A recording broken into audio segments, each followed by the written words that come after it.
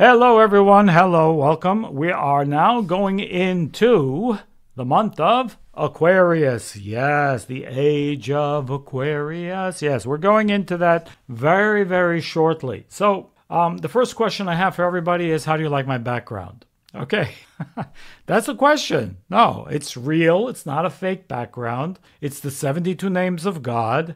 And I would like your opinion, okay? Let me know what you think. And if you haven't seen that video, go look at it in the channel so you know how to increase the mind over matter factor, okay? Which is what the 72 names are all about, right?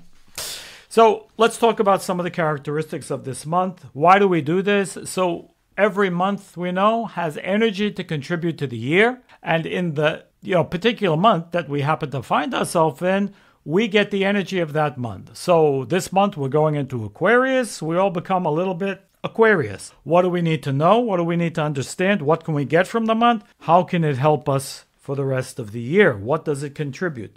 So let's just talk about some of the, before I go into the ancient texts, I'm going to read from the Book of Formation. As you can see, that's the 30, but no, how old? 4,000-year-old text from Abraham, the patriarch. And we'll talk a little bit about the energy of the letter that controls this month.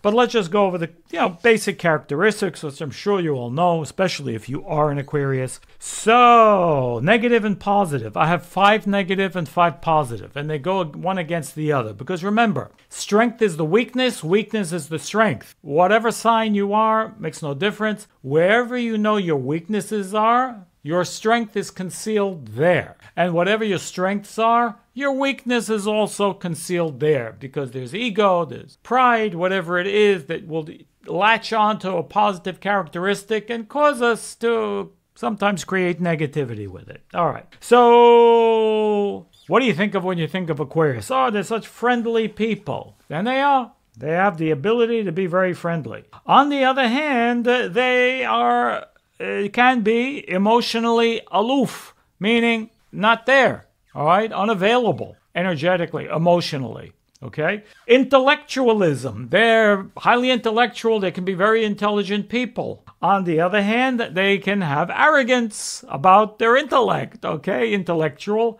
arrogance. And while they are extremely independent people, that can cause them also to be unpredictable, especially in relationships, okay? So you don't know what you're going to get, because if their freedom is threatened, they can be funny. They can act funny. And while they are, again, tremendously humanitarian, age of Aquarius, save the whales, save the, whatever, just save it.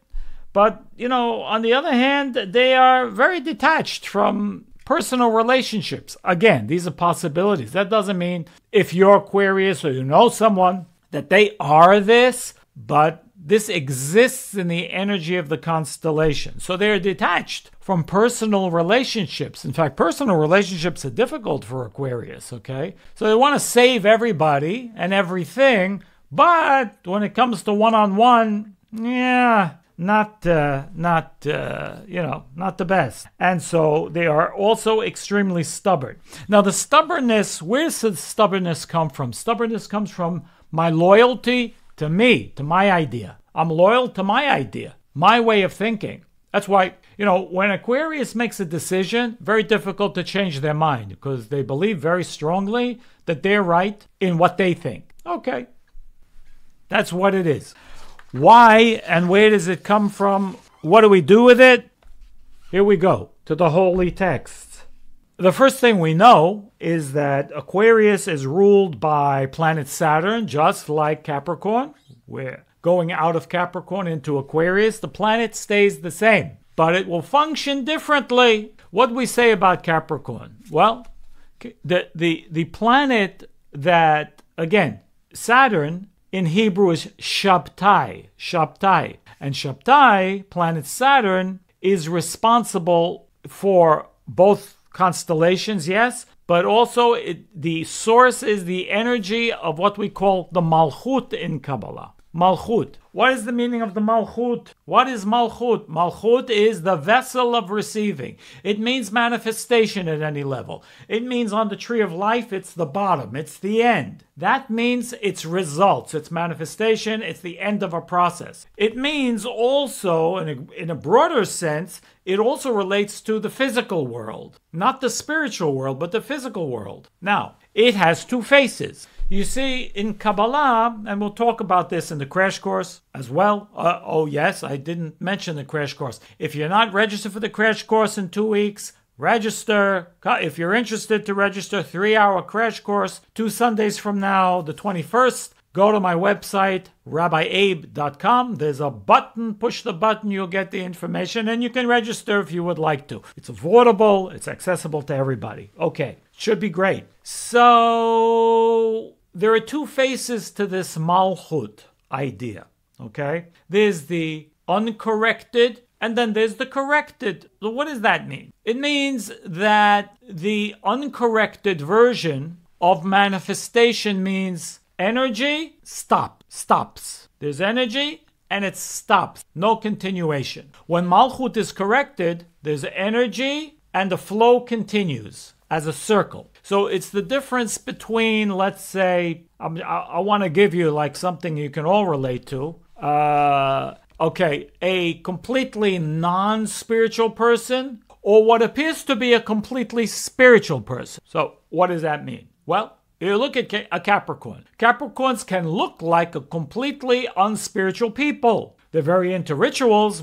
That's why they can be religious, but not spiritual. Because it's difficult to get out of the physical framework, and to be a spiritual person, you need to see beyond the limitations of the physical world that you live in. All right, that's the general Capricorn, not a corrected Capricorn. So we did say in Capricorn, if a Capricorn succeeds to be spiritual, I mean, even though it's the most difficult sign probably to be spiritual, but if they're successful at that, they can be one of the most spiritual signs there are. I know 2 Capricorns like that, very spiritual people, and truly spiritual.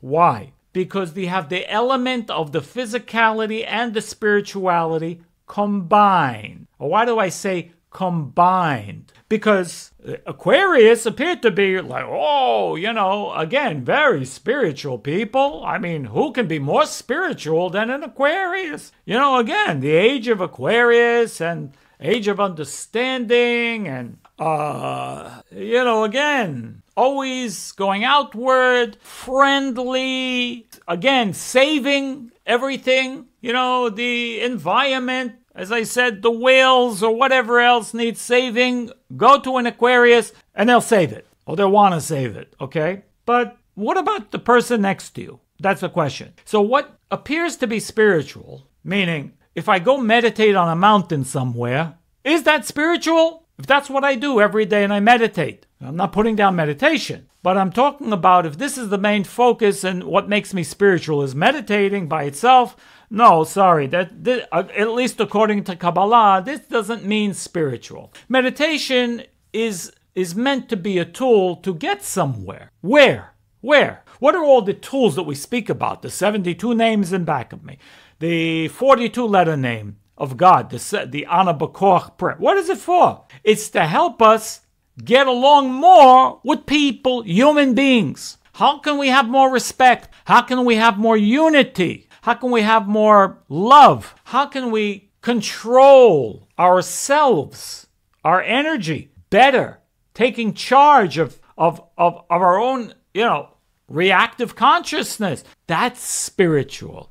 Even if you don't look so spiritual, you can be very spiritual. So, purely physical, not good. Purely spiritual, without attachment to the physical, it's also no good. That's not spiritual. Neither one is spiritual. What's spiritual? Together. That's spirit. Bringing the spiritual world, bringing spiritual consciousness into the physical world. But not forgetting about the physical world. We live in the physical world. And the physical world is with people, not animals, not plants. Those things are important. But I know, some people, unfortunately, they like animals better than people. And I can't say that I blame you if you're one of those. But our karmic work is not with our cat or dog or fish. You know why? Because they don't really talk back to you. They don't argue with you. They're not going to confront you. Not really. But you know what? Your husband, your wife, your friends, your boss, they will. And we need to learn how to deal with this because this is the work. It's only between people. Yeah, pets, everything, they're great support systems for us. But also to help us do our work with who? Human beings. We cannot run away from it or like them better. I mean, even though we might like them better. But we have to appreciate that the Creator gave us work with other people, okay? And that's number one. We have to understand that. So our work is one-on-one. Yes, humanity is a wonderful thing. No, I care about humanity. Wonderful. But yeah, what are you doing for the next person, okay? How do I treat the person who is next to me, that the universe gave to be with me? A close friend, close relative, parent, spouse. How am I getting along with them? Very important for Aquarius energy. And that's why this month you need to be careful of this, because there can be this tikkun, this karmic correction of, maybe I think I'm looking at the greater picture better. I care about big things. I don't need to put more emphasis on the little things. No, the little things are the big things, and the big things are little things. It says that what you do regularly is more important than what you do once in a while. So it's great. We can do nice actions and sharing actions and be giving and a caring person once in a blue moon. But what really matters? What do you do every day? What do we do every day that makes us who we are? More important. Let me read to you from the secret books. And again, we talked about the letter Bet in Capricorn. You can go back to the Capricorn video if you want to hear about the letter Bet. The letter Bet, again, is the energy of blessing. So there is blessing existing from Saturn, okay?